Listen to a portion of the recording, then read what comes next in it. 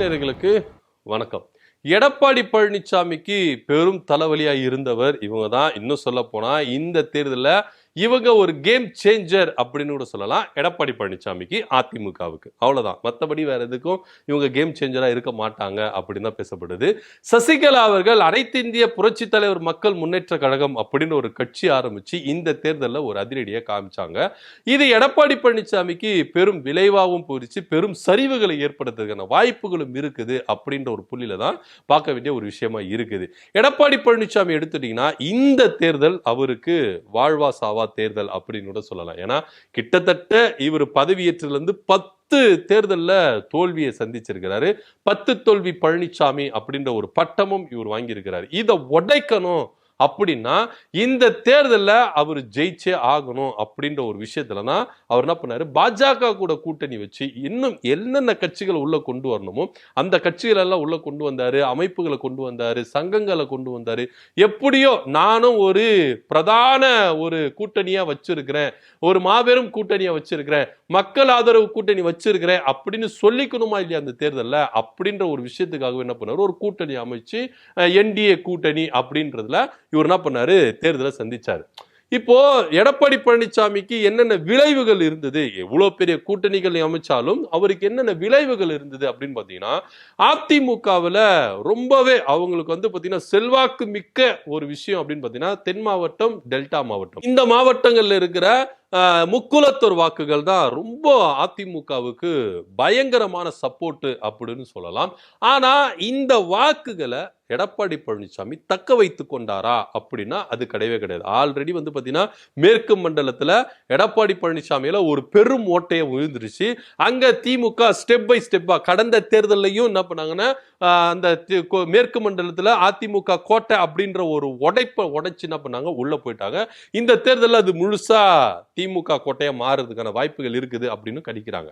So அவரு மேற்கு மண்டலத்துல அவர் முக்கியமான பிரமுகராக இருந்தாலும் சொந்த மேற்கு மண்டலத்தில் அவரால் என்ன பண்ண முடியல, காப்பாற்ற முடியல அப்படின்ற ஒரு விஷயம் இருந்தது, அவர் மேல இருந்தது. ஸோ தென் மாவட்டங்கள்ல அதிமுகவுக்கு ரொம்ப சப்போர்ட்டிவா இருந்த முக்குலத்தர் வாக்குகளும் உடைக்க ஆரம்பிச்சாரு.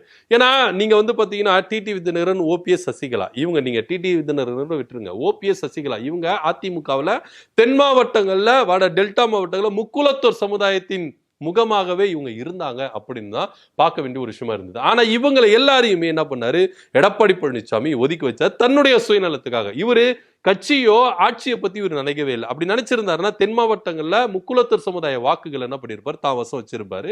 ஆனா இவங்க 2 பேரையும் கட்சியை விட்டு வெளியேற்றதுனால தென் மாவட்டங்களிலும் டெல்டா மாவட்டத்தில் இந்த முக்குலத்தர் சமுதாய வாக்கு சுக்குநூறா உடைஞ்சது அப்படின்னு தான் பார்க்க வேண்டிய ஒரு விஷயமா இருக்கு. ஸோ இப்படியா இருக்கும் பொழுது இந்த தென் மாவட்டங்கள்ல இந்த தடவை, கடந்த தடவையே தேர்தலில் பாத்தீங்கன்னா அதிகப்படியான வாக்குகள் பெறல, இந்த தடவை முழுசா பெற முடியாது. ஏன் அப்படின்னு பாத்தீங்கன்னா ஓபிஎஸ் ஆல்ரெடி திமுக பக்கம் போயிட்டாரு. இப்போ அதிமுகவின் நாங்க தான்ப்பா அதிமுகவுக்கு உண்மையான வாரிசு அப்படின்னு சொல்லிட்டு தென் மாவட்டங்கள்லையும் டெல்டா மாவட்டங்களையும் போக்கஸ் பண்ண ஆரம்பிச்சாங்க சசிகலா அவர்கள்.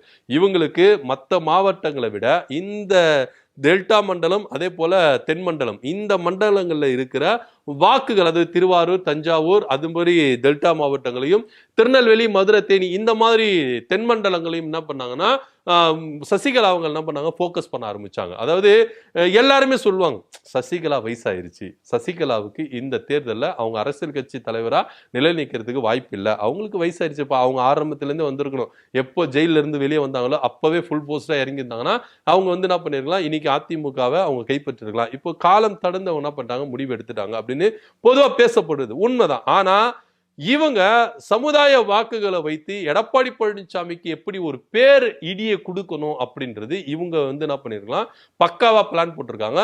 ஸோ டோட்டலா அதிமுகவை வாக்குகளை பிரிக்கிறதுல இவங்க ஒரு கேம் சேஞ்சர் அப்படின்னு தான் பார்க்க வேண்டிய ஒரு விஷயமா இருக்கு. ஏன்னா இவங்க நிப்பாட்டி இருக்கிற வேட்பாளர் இருக்கிறாங்களா, இவங்க அதிமுக இருக்கும் பொழுது எந்த அளவுக்கு கிரவுண்ட் லெவல்ல இறங்கி வேலை செஞ்சவங்க அப்படின்னு கூட நம்ம சொல்லலாம். ஆனா அதிமுக இப்ப எடப்பாடி பழனிசாமி இருக்கிற அதிமுக மேலோட்டமா தான் என்ன பண்றாங்கன்னா ஒரு சில விஷயங்களை செஞ்சுட்டு இருக்கிறாங்க. ஏன்னா அவங்களுக்கு அதிமுகவின் உயிர் நாடி கூட சொல்லலாம். இந்த டெல்டா மாவட்டம், தென் மாவட்டங்கள்லாம் பாத்தீங்கன்னா அதிமுகவின் உயிர் நாடி அப்படின்னு கூட சொல்லலாம். ஆனா அப்பேற்பட்ட ஒரு விஷயத்தை அப்படியே டோட்டலா என்ன பண்ணாரு, எடப்பாடி பழனிசாமி கட் பண்ணாரு அப்படின்னு தான் பார்க்க வேண்டிய ஒரு விஷயமா இருக்கு. நிறைய முக்குலத்த சமுதாய அமைப்புகள் வந்து என்ன பண்ணிருக்காங்க, இன்னைக்கு சசிகலாவுக்கு ஆதரவு தெரிவிச்சிருக்காங்க, ஓபிஎஸ்க்கு ஆதரவு தெரிவிச்சிருக்காங்க. எடப்பாடி பழனிசாமிக்கு ஆதரவு சரியா இல்ல அப்படிதான் பார்க்க வேண்டும். இன்னும் சொல்ல போனா அவர் நிப்பாட்டி இருக்கிற வேட்பாளர்கள் எல்லாருமே லோக்கல் வைஸ் எடுத்துட்டீங்கன்னா அவர் நிப்பாட்டுனருக்கு எதிராக ஒரு வலுவான ஒரு கேண்டிடேட் தான் சசிகலா அவர்கள் நிப்பாட்டிருக்காங்க. லோக்கல் வைஸ் நீங்க பாத்தீங்கன்னா, அதாவது கிரவுண்ட் லெவல்ல அந்தந்த தொகுதியில அவங்க நிப்பாட்டி இருக்கிற வேட்பாளர்கள் எல்லாமே லோக்கல் லெவல்ல இறங்கி என்ன பண்ணுவாங்க, வேலை செய்வாங்க. ரொம்ப டஃப்பான ஒரு வேட்பாளர். எடப்பாடி பழனிசாமி நிப்பாட்டி இருக்கிற வேட்பாளருக்கு இணையா டபுள் மடங்கான ஒரு வேட்பாளரை சசிகலா அவர்கள் நிப்பாட்டி இருக்கிறாங்க அப்படின்னு தான் பார்க்கணும். இது சசிகலா அவர்கள் எத்தனை எம்எல்ஏ சீட்டு எடுக்க போறாங்க அப்படின்ற தேர்தல் கிடையவே கிடையாது. அவங்கள பொறுத்த வரைக்கும் நீங்க ஐயா ராமதாஸ் எடுத்துக்கோங்க, சசிகலா எடுத்துக்கோங்க, இவங்க 2 பேருக்குமே இந்த தேர்தலில் சீட்டு வாங்கணும் அப்படின்ற ஒரு எண்ணம் இருக்குதா அப்படின்னா கிடையவே கிடையாது. சசிகலா பொறுத்த வரைக்கும் எடப்பாடி பழனிசாமிக்கு வர வாக்குகளை அப்படியே தடுக்கணும்.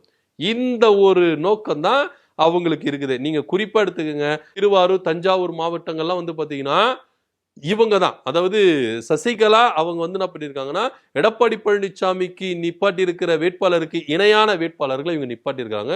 இவங்க லோக்கல் பாடியில வந்து பாத்தீங்கன்னா பயங்கரமா வேலை செஞ்சிருக்கிறாங்க அப்படின்னு தான் சொல்லப்படுது. ஸோ இதனால இந்த வாக்குகளை பிரிக்கணும். இது யாருக்கு சாதகமா போகும் அப்படின்னு பாத்தீங்கன்னா திமுகவுக்கு ஆல்ரெடி சாதகமா தான் இருக்கு. இது இன்னும் சாதகமா போகும். சசிகலா கட்சி ஆரம்பிச்சதும், சசிகலா தேர்தலில் நின்று எடப்பாடி பழனிசாமி வேட்பாளர்களை எதிர்த்து வேட்பாளர்கள் நிப்பாட்டுறதுக்கு எல்லாத்துக்குமே திமுகவுக்கு ஆதரவா போறதுக்கான வாய்ப்புகள் இருக்குது அப்படின்னு தான் பார்க்கணும். சோ ஓவரால் நீங்க வந்து பாத்தீங்கன்னா சசிகலா அவர்கள் ஒரு கேம் சேஞ்சர். யாருக்கு அப்படின்னு பாத்தீங்கன்னா அதிமுகவுக்கு. எடப்பாடி பழனிசாமிக்கு ஒரு சவுக்கடியும் ஒரு பெரிய இடியை இறக்குறதுக்கும் சசிகலா அவர்கள் இந்த தேர்தலில் நின்று இருக்கிறாங்க அப்படிதான் பார்க்க வேண்டிய ஒரு விஷயமா இருக்குது. அதிமுகவுக்கு வர வேண்டிய வாக்குகள், முக்குலத்தர் வாக்குகளா இருக்கட்டும், இல்ல அதிமுகவில் விசுவாசிகள், உண்மையான விசுவாசிகள், அடிமட்ட தொண்டர்கள் வருகிற வாக்குகள் எல்லாமே எடப்பாடி பழனிசாமிக்கு போறதுக்கு பதில் சசிகலா வர்றதுக்கு வாய்ப்புகள் இருக்கு. இது பிரியறதுக்கான வாய்ப்புகள் அதிகமா இருக்குது. இந்த மாதிரி வாக்குகள் பிரிந்தா இது அதிமுகவுக்கு பெரிய சோகம். ஆல்ரெடி வந்து பாத்தீங்கன்னா கடந்த தேர்தல் 2021 சசிகலா அவங்க இந்த களத்திலேயே இல்ல. ஓபிஎஸ் ஆல்ரெடி எடப்பாடி பழனிசாமி கூட இருந்தாரு. அப்போ யார் கேம் சேஞ்சரா இருந்தாங்க அப்படின்னு பாத்தீங்கன்னா டிடிவி தினகரன். ஏன்னா அப்போ ஒரு அம்மா மக்கள் முன்னேற்ற கழகம் அப்படின்ற ஒரு கட்சி ஆரம்பிச்சு தேர்தலில் நின்னாரு, வாக்குகளை பிரித்தார், அதிமுகவுக்கு போற வாக்குகளை பிரித்தாரு. அப்போ சசிகலாவுடைய முகமாகவே டிடிவி தினகரன் நின்னதுனால அந்த வாக்குகள் எல்லாமே பிரிச்சு அவர் என்ன பண்ணாரு, அந்த பக்கம் எடுத்துட்டு போனாரு. இப்போ சசிகலாவும் களம் காண்றாங்க. ஓபிஎஸ் இல்ல, திமுக பக்கம் போயிட்டாரு. டிடிவி தினகரனும் எடப்பாடி பழனிசாமி ஒன்னா இருந்தாலும் வாக்குகள் இங்க அதிகப்படியான பிரிவுக்கான வாய்ப்புகள் இருக்கு. கடந்த தேர்தலில் டிடிவி தினகரன் பிரித்த விட 3-4 மடங்கு சசிகலா அவர்கள் அதிமுக வாக்க பிரிப்பார் அப்படின்னு தான் இங்க பார்க்க வேண்டியதா இருக்கு. இதனாலதான் அதிமுகவில் அவர் இந்த தேர்தலில் ஒரு கேம் சேஞ்சரா இருப்பாரு அப்படின்னு பேசப்படுது. இதை பத்தியோட கருத்து என்ன அப்படின்னு கீழே கமெண்ட் பண்ணுங்க. நன்றி, வணக்கம்.